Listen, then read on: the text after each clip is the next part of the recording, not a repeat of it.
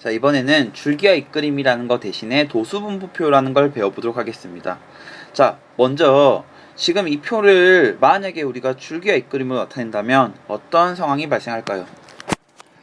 그렇죠. 자료가 많아도 진짜 너무 많기 때문에 나타내기도 힘들고, 아까와는 다르게 세 자릿수 100의 자리, 10의 자리, 1의 자리, 세 자릿수기 때문에 줄기와 잇그림으로 나타내는 것이 만만치 않다라는 것을 알 수 있습니다. 자, 그럼 이런 상황에서 우리가 어떻게 나타내느냐, 이렇게 너비가 일정한 구간으로 나눈 다음에 이렇게 표로 나타낼 수 있습니다.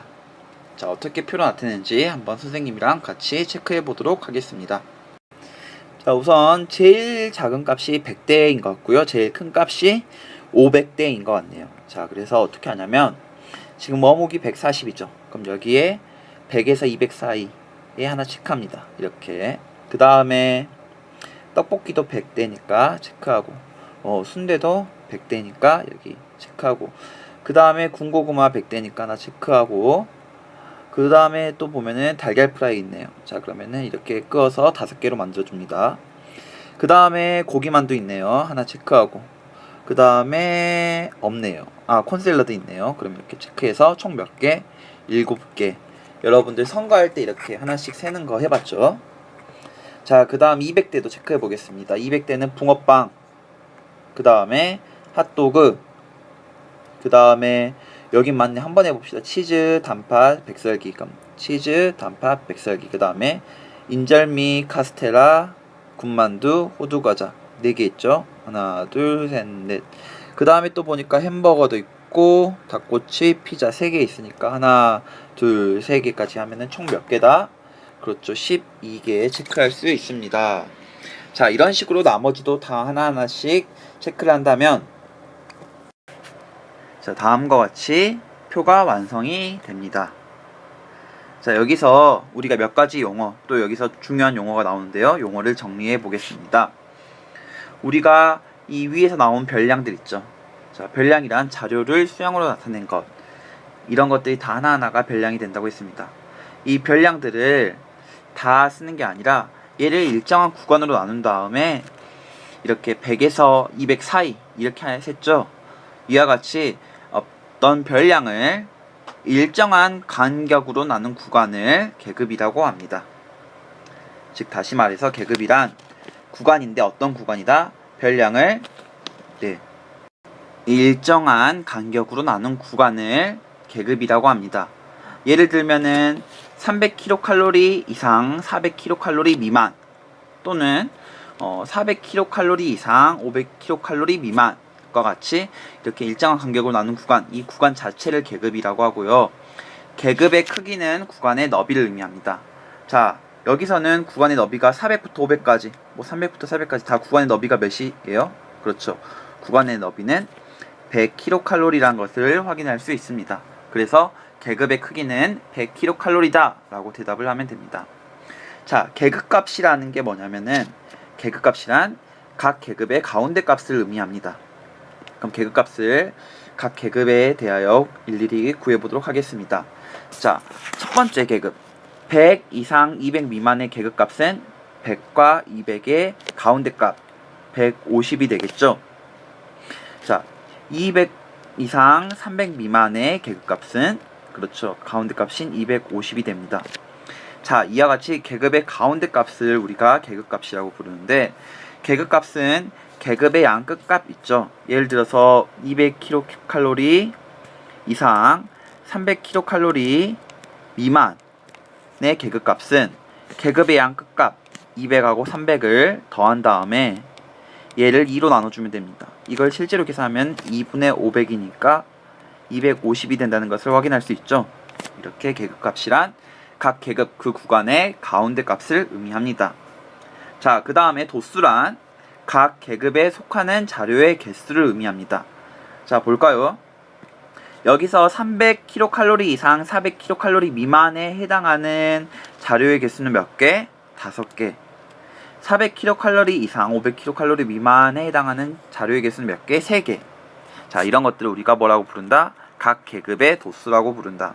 자, 그러면은 500kcal 이상 600kcal 미만에 해당하는 도수는 몇입니까?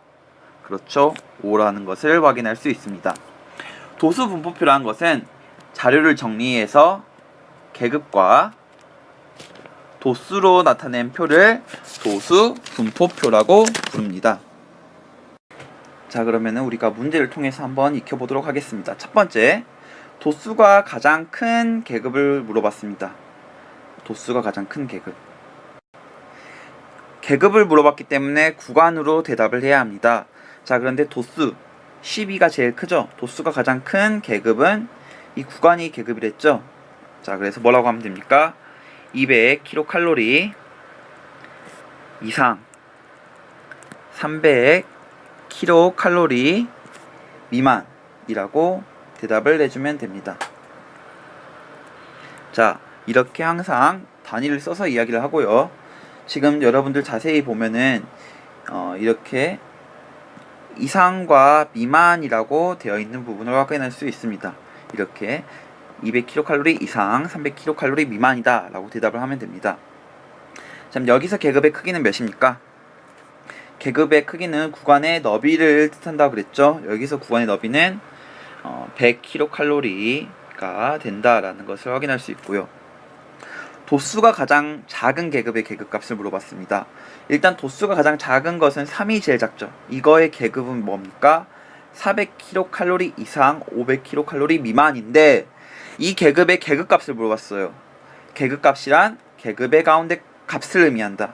즉 다시 말해서 도수가 가장 작은 계급, 이 계급의 가운데 값 400과 500의 중간값인 450kcal라고 대답을 하면 되고요.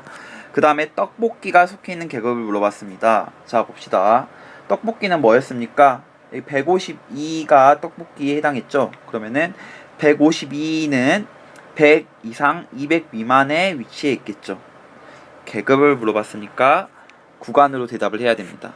따라서 152가 위치해 있는 100kcal 이상 200kcal 미만인 구간, 이 구간이 계급에 해당된다라는 것을 알 수 있습니다. 도수 분포표의 평균을 구해보도록 하겠습니다. 자, 우선 0살 이상 2살 미만의 계급값은 가운데 값이니까 1, 여기 계급값은 가운데 값이니까 3, 그렇게 해서 5, 7, 9 이렇게 나옵니다. 자, 그럼 어떻게 해석할 수 있냐? 자, 1살짜리 유기견이 한 마리 있으니까 1 곱하기 1이고요. 3살짜리는 몇 마리 있습니까? 3마리가 있네요. 그러니까 3살에다가 3마리 있으니까 3을 곱해줍니다.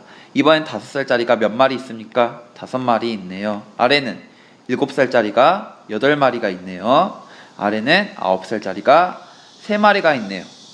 자, 그러면은 오른쪽에 있는 값을 다 더하니까 얘는 1, 9, 25, 56, 27이니까 더하면 118이 됩니다. 자, 오른쪽 위로 올라가 볼게요. 이 표에서 보니까 계급값 곱하기 도수, 유기견 수가 도수를 의미하죠. 그러니까 계급값 곱하기 도수, 이거의 총합은 118이고 도수의 총합은 몇입니까? 20이란 걸 알 수 있는데요. 도수 분포표에서 평균은 어떻게 구하냐? 여기서 마찬가지로 나이를 다 더한 다음에, 모든 유기견 나이를 다 더한 다음에 유기견의 수로 나누어 줬죠. 이거를 우리가 어떻게 쓸 수 있냐면 계급값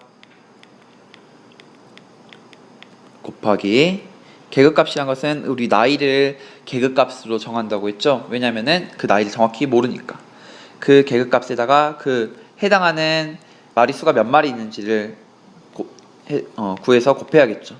이거에 뭘 합니까? 그렇죠. 이거의 총합을 다 더해주고 모든 계급을, 그거를 전체 마리수, 즉 도수의 총합으로 나누어 주면 됩니다. 자, 이렇게 계산을 하니까 계산값은 20분의 118이 돼서 5.9가 됩니다. 단위는 뭐가 될까요? 나이니까 살이 되겠죠.